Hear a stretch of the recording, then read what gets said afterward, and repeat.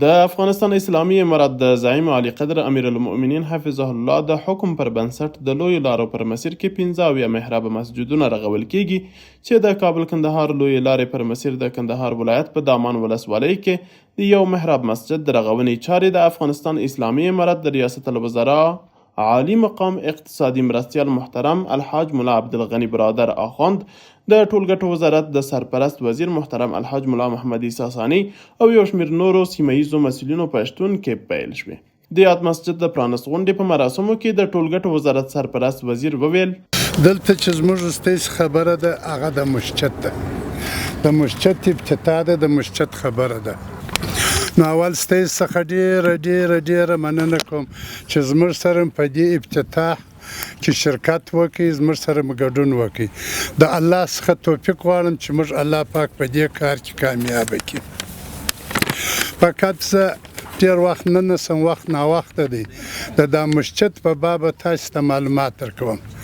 د عالی قدر امیرالمؤمنین شیخ صاحب په امر سره په ټول افغانستان کې 15 مسجد جوړیږي. څو مسجد 15 مسجد جوړیږي چې دا پر ولایتو باندې تقسیم دي. خاص په کندهار کې 3 مسجد جوړیږي چې یو دغه دی نن موږ افتتاح کوو، یو د کندهار د شپین بولدک په مابین کې دی، یو د میوند د کندهار په مابین کې دی. د کندهار او د کابل په مابین کې 6 مسجد دي. جمله ټوله 15 مسجد دي او د کندهار او د کابل په مابین کې 6 مسجد دي. دا د شیخ صاحب مبارک امر دی چې تاسو په افغانستان کې مسجدان جوړ کړئ. هغه به څنګه مسجد دي؟ دا مسجد چې موږ تاسو اوس افتتاح کوو دا په 3 جریبه کې دی. دا مسجد په زنانه مسجد به جلاوي، مردانه به جلاوي.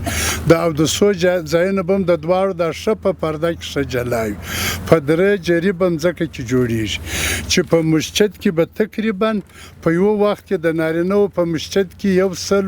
100 نفره لمونځ کوي په یو وخت کې، او په زنانه مسجد کې به په یو وخت کې 110 زنانه لمونځ کوي. نو دا غټ جامعګان دي چې هغه د جوړیږي د افغانستان د خپل بودیجې څخه، نه د چا کومک دی، نه د چا په دې کې لاس ته، د خپل بودیجې څخه د شیخ صاحب مبارک په امر جوړیږي. دا مسجد چې جوړ سو بیا تسلیمیږي او حج او کعبه وزارت ته هغه ته تسلیمیږي، نور به د هغه په غاړې هغه به کار کوي، د هغه به حفاظت کوي. فقط په اخر کې دا یوه خبره کوم حاجي صاحب چې د سړي دپاره دوستان هم 2 قسمه دي، دشمنان هم دي. یو دشمن دا دی چې سایر دشمن وي، یو دشمن دا دی چې د سړي د مسلمان په لباس کې، د دوست په لباس کې. دشمن چې دی یو دا دی چې عمومي دشمن دی، هر چاته معلوم. یو دشمن دا دی چې په لباس کې د مسلمان وي. نو دا دوست هم 2 قسمه دي. یو دوست دا دی چې یوه ګټه درسوي، یو دوست دا دی چې 2 ګټه درسوي. موږ ته الله پاک داسې حکومت راکړی باید شکر ادا کړو چې هغه زموږ د دنیا او د آخرت غم کوي. ورپسې د ریاست الوزراء اقتصادي مرستیال د خپلو خبرو پر مهال د کابل کندهار لویې لارې او یو شمېر نورو رغنیزو پروژو یادونه وکړه او زیاته یې کړه. محترمو، یقینا دا د یو خوشحالۍ ځای دی چې دلته نن ورځ موږ تاسې راټول شوي او حضور لرو چې دلته د دین دپاره داسې یو څه بنا کېږي چې هغه د مسلمانانو د روزمره فرایضو د ادا کولو دپاره پکښې اجرا کېږي. یقینا لکه څنګه چې حاجي ملا صاحب محترم اشاره وکړل، که موږ وګورو په هر وخت کې چې ملاقات کوم دغه هدایت دی چې تاسو د مسلمانانو ستونزو، حتی دغه مساجد هم پکښې کې، ځکه د دې مساجدو د لارو شاید یادوري به هم شخصا ما کړي ورته چې دغه خو پیش نه یو مسجد و، نه مثلا داسې د یو اوداسه د زنانو او د مردانو جداګانه ځایونه نه وه. نو د دونه ودې ته توجه وکړله. یقینا په ښه غټ مجلس کې چې کوم مشران صاحبان راغلي وو ټول ته دا توصیه وکړل چې په دې باره کې باید تاسې جدي پاملرنه وکړئ او کوشش وکړئ چې دا د مسلمانانو دا کم مشکلات چې ځکه لکه څنګه چې مردانه مکلف دي په دا دین باندې نو خو زنانه هم دغسې مکلفیت لري د هغه رقم ضرورت لري د هغه رقم پر ذمه هغه څه شته چې الله پاک په مکلف کړي دي نو د هغو دپاره هم باید داسې ځای ورغول شي چې دوی خپل فرایض پکښې ادا کړي او خپل هغه کم ضرورت چې انسان لري هغه بلا فرقه دي که نري که زنانه یې ټوله علی سویه باندې دي نو یقینا چې موږ ګورو دا خو په یوه لحاظ باندې یو عمده ابتدا ده چې د دین دپاره د یو پنجبنا دپاره داسې یو ځای ابتدا کېږي په بل لحاظ بیا که وګورو چې څونه ابتداوې په افغانستان کې سوي دي یقینا چې زما پر لاس سوي دي زه خو خپله تر 200 تقریبا چې کابل ښار داخل په نورو شاوخوا ولایتو کې سوي دي دا خاص ما ګډون پکې کړی دی سره تر دې چې موږ هغه رقم اقتصاد نه دی لکه د یو جوړ ملک موږ ته داسې یو دربدره ملک په میراث راپاته سوی چې هېڅ نه برابر حتی چې موږ وګورو دا اوس روزمره کوم برق چې افغانستان ته راغلی دی دا د ورځې 10 لکه تقریبا موږ قرضه ادا کوو یعنی په افغانستان کې چې کوم برق مصرفیږي استعمالیږي دا روزمره موږ 10 لکه یعنی په هره ورځ کې یعنی د میاشتې تقریبا یا د کاله تقریبا 380 میلیونه ډالر کېږي دا اوس هم موږ د دې ذمه دار یو او موږ یې قرضه پر غاړه لرو او دا 2 کاله چې دي الحمدلله تر اوسه پورې موږ په دې کې پس نه راغلي په دغه خپله د نیستۍ په حالاتو کې مو دا قرضه د ذمې څخه اړولې ده او په ډېرو ځایو کې مو الحمدلله نور هم چې کم ضرورتونه د مسلمانانو د عام ولسو د خلکو لکه لارې و پلچکانو د ولو د رودو دا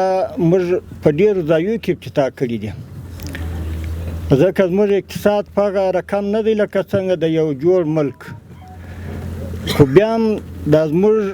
عزم او دا زموږ اخلاص د دې خپل ولس سره دا ښیي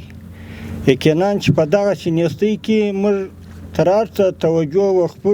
خپل د ولس و مشکلاتو ته کړې ده یعنی اولا دغه عمومي لاره ده چې مقصد تر کابله پورې ده دا اوس تاسو ته معلومیږي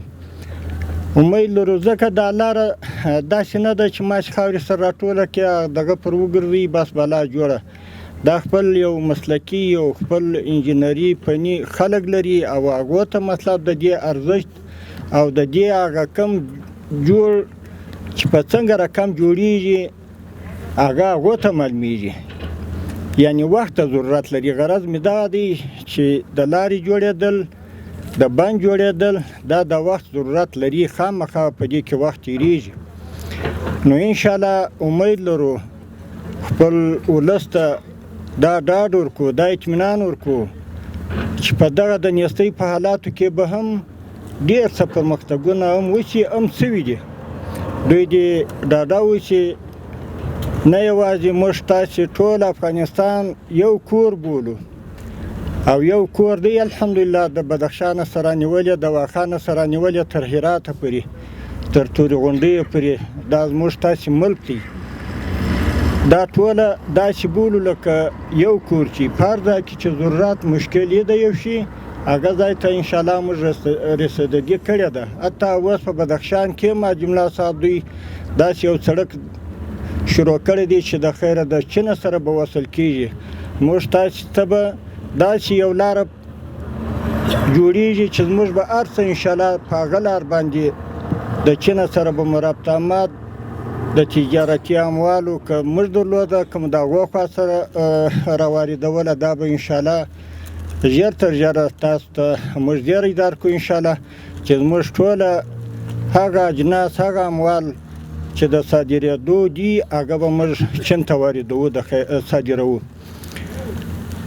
انشاءالله په دغه کومو کارو کې چې اوس دي یعنې که زه ووایم چې 500 ځایه چې کوم کارونه شروع دي لا به زیات شروع وي کم به نه وي بیا هم خپل وطنوالو خپل ولس ته ډاډ ورکړو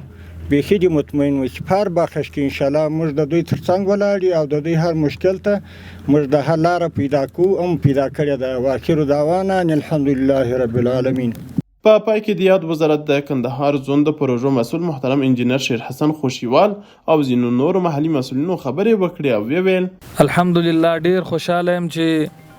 په یو داسې پروګرام کې ګډون لرو چې د اسلامي امارت د خوا څخه د هغه ولایتونو لوی لارې په 15 کیلومترۍ کې یو داسې جامعه مسجدونه چې هم د هیوادوالو د زنانو او هم د مردانو مسجد وي او د دوی د ضرورت او د څو ځایونه هر څه پکې موجود وي قرار لرم الله پاک دې تاسو ته اجرتونه درکړي چې زموږ د دې غریب او ځورېدلي ولس لپاره او داسې کارونه چې دي هغه پر مخه بیایاست الله دې ستاسو سره راضي سي خپل په انجینرانو په ټول هم مسلکانو دا غږ کوم چې انجینر صاحبانو خپل وطن ته به شپه ورځ خدمت کوو چې ما تاسو سپینګیري مشران په دا حالت کې ما تاسو سره منډه کوي ګرځي نو ما تاسو ټولو ځوانانو ته که مجاهدین دی که انجینر دی که کارګر دی ټول د دې افغانستان بچی دی نو باید شپه ورځ خپل زحمت وباسي او خپل کار وکړي